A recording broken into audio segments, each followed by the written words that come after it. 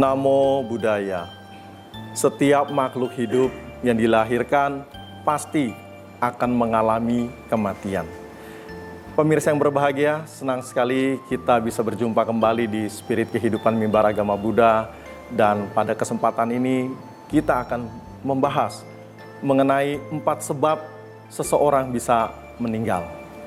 Bersama Upasaka Pandita Adi Ratano Jeffrey Lee dan Upasaka Pandita Dhamma Dipatya Henry Wijaya. Namo Buddhaya, Romo Jeffrey. Namo Buddhaya. Apa kabar Romo? Romo Mulyadi. Baik, kita ketemu di sini Romo. Terima kasih. Di Wihara Dharma Suba ya. Iya, di Poris Indah. Iya. Dan juga Romo Henry. Selamat. Apa kabar kembali? Romo? Baik, kita dulu Romo. pernah ketemu membahas juga di Cibubur ya. Cibubur, Romo, betul ya? sekali. Baik, hari ini kita akan membahas mengenai 4 sebab seseorang bisa meninggal. Nah, saya ke Romo Jeffrey dulu. Silakan Romo, bisa dijelaskan Romo. Oke, baik Romo Mulyadi. Menurut ajaran Buddha, tidak ada yang pasti di dunia ini kecuali mati. Dan menurut ajaran Buddha, ada 4 sebab yang bisa membuat seseorang mati. Yang pertama adalah habisnya usia. Kalau kita analogikan seperti pelita yang ada di altar, pelita itu bisa mati karena sumbunya habis. Jadi seseorang bisa meninggal karena usianya habis. Yang kedua, seseorang bisa meninggal karena habisnya karma berdaya hasil.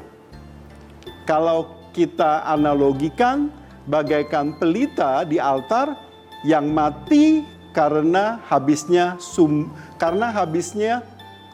minyak. Jadi minyaknya habis, pelita itu bisa mati. Yang ketiga, seseorang bisa meninggal karena habisnya usia dan habisnya karma berdaya hasil. Jadi habisnya berbarengan. Nah, kalau kita umpamakan seseorang meninggal pada usia 74 tahun, berarti dia meninggal karena habisnya usia dan habisnya karma berdaya hasil. Kalau seseorang meninggal, katakan usianya belum sampai 74 tahun, dia sudah meninggal, berarti usianya sudah habis, walaupun karma berdaya hasilnya belum habis. Atau ada juga orang yang hidupnya panjang sampai 80 tahun, 90 tahun. Jadi dia bisa hidup dengan mengandalkan karma berdaya hasilnya. Secara usia dia sudah habis, tetapi karma berdaya hasilnya belum habis, maka dia masih tetap hidup. Dan yang keempat adalah seseorang bisa meninggal karena turut campurnya karma penghancur. Contoh, seseorang meninggal karena kecelakaan lalu lintas di jalan. Atau seseorang meninggal pada saat naik pesawat, naik kapal laut, ada kecelakaan dan meninggal. Dan contoh yang lain mungkin seseorang dibunuh oleh perampok. Ada perampok datang ke rumahnya, sebetulnya mau merampok, tapi karena melihat ada orang itu dibunuh. Jadi inilah penyebab keempat kenapa seseorang bisa meninggal. Jadi ibarat kata seperti tadi ya, minyaknya ada, sumbunya masih baik, apinya menyala, tiba-tiba angin bertiup, mati apinya. Seperti itu ya, yang keempat itu ya. Betul. Artinya tadi secara usianya memang sudah, dari faktor usia memang sudah waktunya mengakhiri kehidupan, berakhirnya kehidupan mereka, tetapi karena ada pengaruh dari karma-karma baik, pengaruh karmanya seperti itu, maksud gitu ya Romo ya. Betul. Sehingga masih bisa bertahan panjang usia. Contoh misalnya kalau di rumah sakit itu sudah masuk ICU, mungkin berbulan-bulan, tapi sepertinya orang mengatakan nih kenapa ya sulit meninggal, seperti itu. Ada yang berpikir negatif, berpikir aneh-aneh, ini mungkin gara-gara punya suka atau apa yang lain-lain seperti itu Romo. Jadi ini umurnya panjang, sehingga cari orang pintar atau paranormal untuk melihat. Nah ini dari pandangan agama Buddha bagaimana? Apakah sama yang Romo jelaskan tadi? Iya, jadi Untuk memperpanjang usia seseorang, menurut ajaran Buddha, yang kita harus lakukan adalah dengan melakukan banyak kebajikan. Dengan sering-sering berdana. Selain sering berdana, kita juga sering melakukan fang sheng. Fang sheng, fang berarti melepaskan, sheng berarti makhluk hidup. Jadi melepaskan makhluk hidup. Atau dalam bahasa Palinya adalah abaya dana. Seseorang yang kerap kali melakukan abaya dana, melepaskan makhluk hidup dari kematian. Jadi contoh, makhluk-makhluk hidup yang kita lepaskan adalah lele, atau belut, atau labi-labi. Labi-labi adalah penyu air tawar. Kalau kita tidak beli ikan lele, kalau kita tidak beli belut itu, maka si pembelinya akan memotongnya. Karena ada yang beli. Nah, pada saat kita membeli, kita beli hewan-hewan itu, lalu kita kembalikan ke habitatnya, kita lepaskan ke habitatnya, sehingga makhluk-makhluk itu terbebas dari kematian. Dan kita memperpanjang nyawa dari makhluk itu. Itulah yang disebut dengan abaya dana. Jadi dengan melakukan abaya dana, terus seseorang sering melakukan dana, ini akan membuat karma baiknya semakin banyak, dan itu akan membuat usia seseorang menjadi panjang. Contoh mungkin dia kecelakaan, seharusnya dia kecelakaan kakinya patah. Karena dia kerap kali melakukan karma-karma baik, kecelakaan tetap ada, cuman dia tidak patah kakinya, hanya keseleo gitu. Terjadi kecelakaan, tetapi cuma satu atau beberapa orang yang tidak terluka. Sedangkan yang lain mungkin terluka, bahkan ada yang sampai parah, sampai meninggal. Nah, saya ke Romo Henry, gimana Romo? Ya, terima kasih. Ini sangat menarik ya, tema hari ini. Sudah diangkat oleh Romo Jeffrey tadi. Memang kalau dilihat tentang kematian, di Buddha Dharma juga ditekankan mengenai hal itu.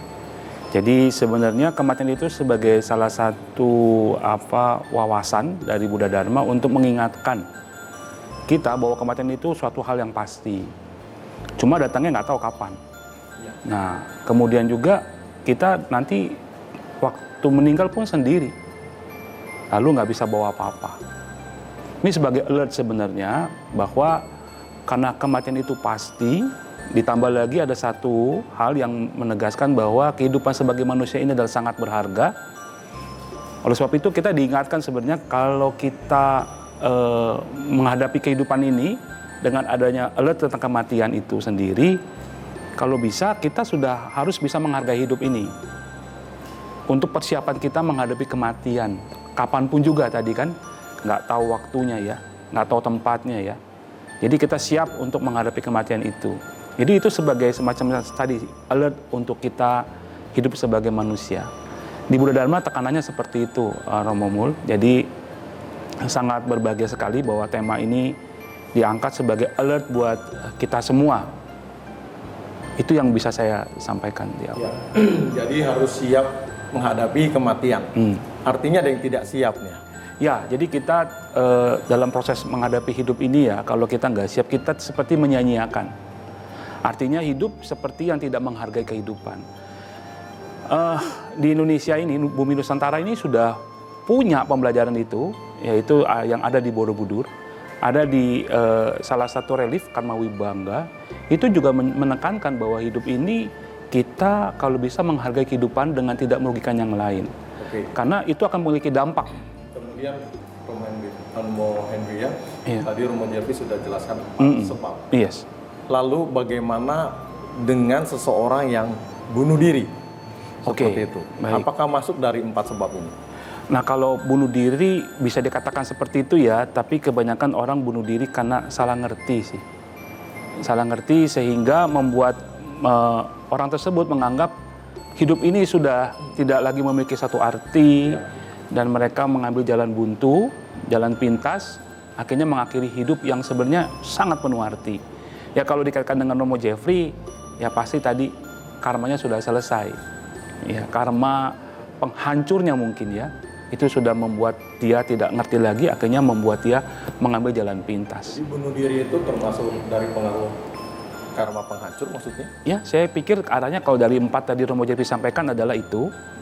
Karena saya lagi salah ngerti itu salah satu yang bisa menghancurkan kita menghadapi kehidupan ini. Gitu. Baik Romo Henry dan Romo Jeffrey, kita break sebentar. Pemirsa yang berbahagia, tetap bersama kami di Spirit Kehidupan Mimbar Agama Buddha. Kami akan kembali setelah beberapa informasi berikut.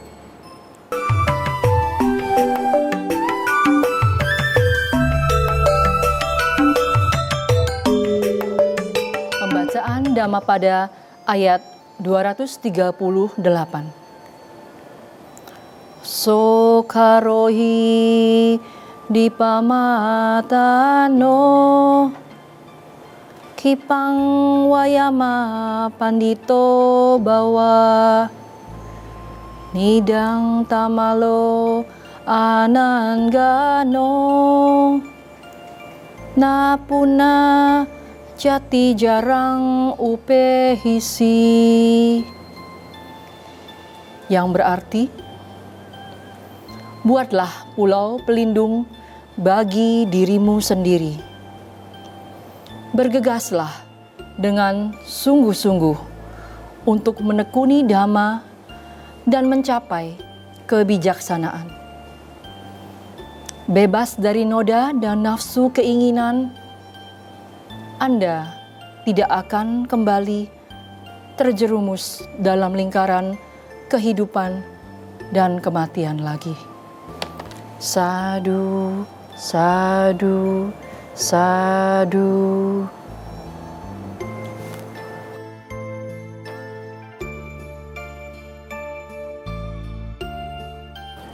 Terima kasih masih bersama kami di Spirit Kehidupan Mimbar Agama Buddha, masih membahas mengenai 4 sebab seseorang bisa meninggal.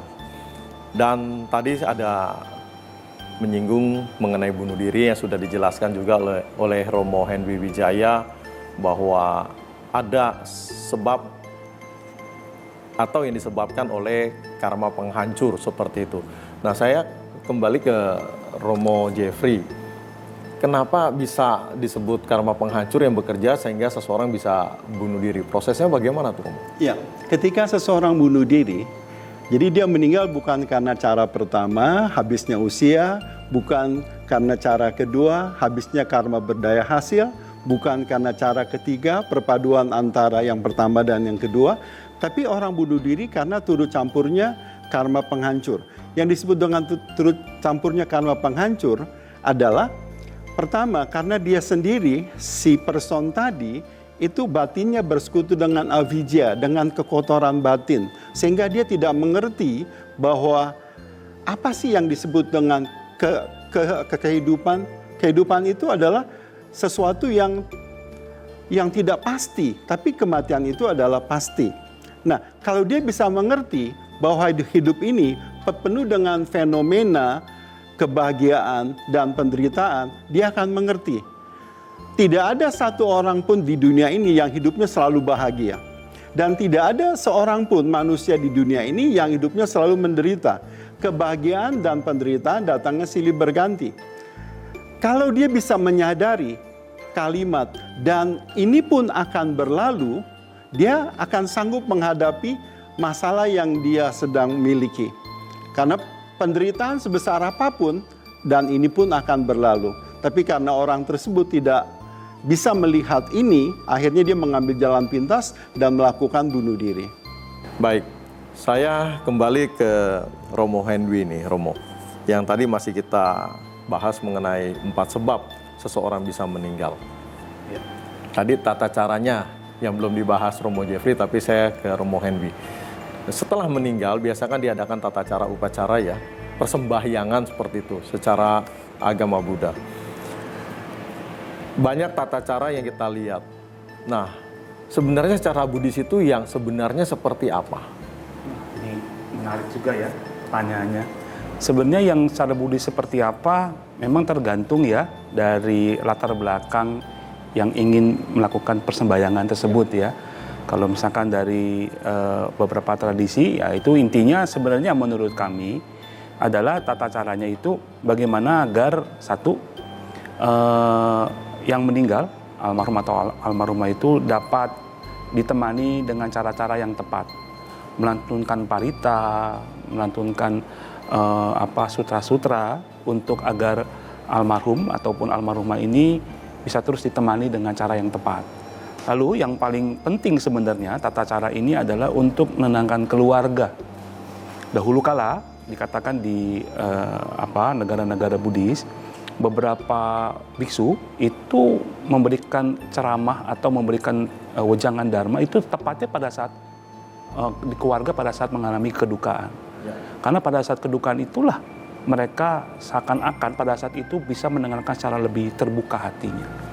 Itu adalah tantangan sebenarnya agar keluarga bisa menerima dan mengetahui proses tadi seperti Romo Jeffrey sampaikan, kondisinya lebih bisa menerima, terus menyadari dan juga kelapangan dada atas keluarga yang sedang meninggal tersebut.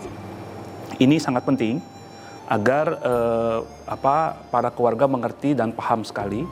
Berikutnya juga sebagai tanda bakti, jadi memberikan hormat bakti kepada yang meninggal, apakah itu dari kakek, nenek, orang tua sampai kepada keluarga lainnya, untuk memberi contoh kepada keluarga yang lain. Oh seperti ini, tetap mengingatkan bakti dan rasa syukur ya bahwa mereka masih bisa mengalami kehidupan yang saat ini ada.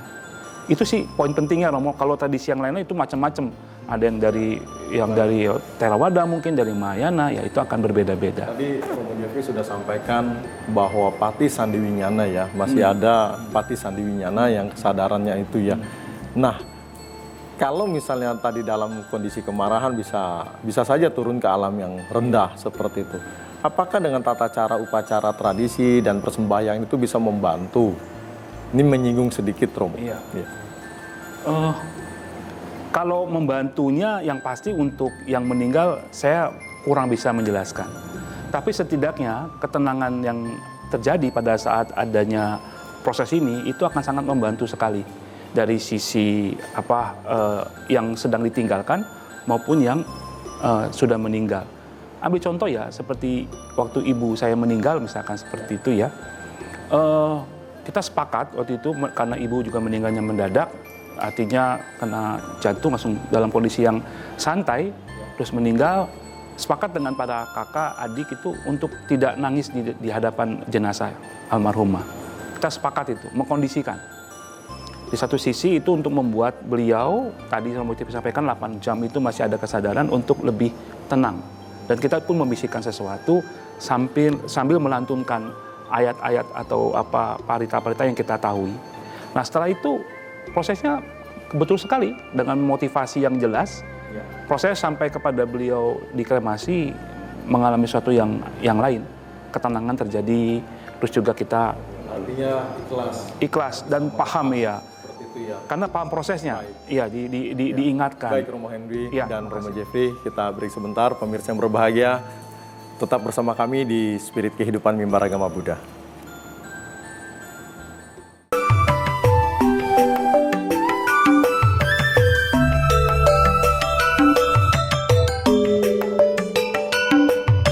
Terima kasih masih tetap bersama kami di Spirit Kehidupan Mimbar Agama Buddha.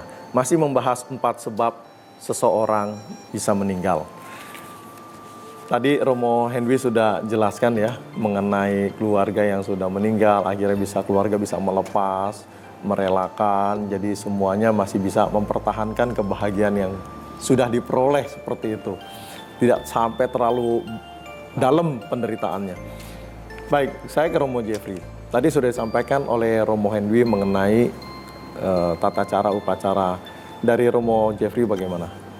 Oke. Menurut Buddhisme Mahayana dan Buddhisme Tantrayana, seseorang setelah meninggal dunia memerlukan waktu 49 hari untuk bertumimba lahir. Bertumimba lahir itu berarti lahir kembali. 49 hari. Hanya ada 2 jenis manusia yang tidak memerlukan waktu 49 hari. Jadi begitu meninggal seketika langsung lahir kembali tanpa ada jeda waktu. 2 jenis manusia itu adalah manusia yang super baik dan manusia yang super jahat. Jadi untuk manusia-manusia yang super baik dan super jahat, mereka tidak memerlukan waktu 49 hari untuk lahir kembali. Nah, ketika ada keluarga kita yang meninggal, supaya keluarga kita yang meninggal ini bisa terlahir di alam yang baik, yang kita harus lakukan sebagai anak atau cucunya adalah dengan melakukan pelimpahan jasa selama 49 hari berturut-turut. Baik, Romo Jeffrey, sekarang kembali kita ke 4 sebab tadi. Bagaimana caranya nih kita di dalam mengisi kehidupan kita ini, tadi Romo katakan di awal supaya tidak sia-sia. Silakan Romo. Terlahir sebagai manusia sangat-sangatlah sulit, kata Sang Buddha. Lebih sulit lagi adalah terlahir sebagai manusia dan mengenal Dharma. Dan yang paling sulit adalah terlahir sebagai manusia, mengenal Dharma dan bisa praktek Dhamma. Dan kita bertiga cukup beruntung terlahir sebagai manusia, mengenal Dharma dan bisa praktek Dharma.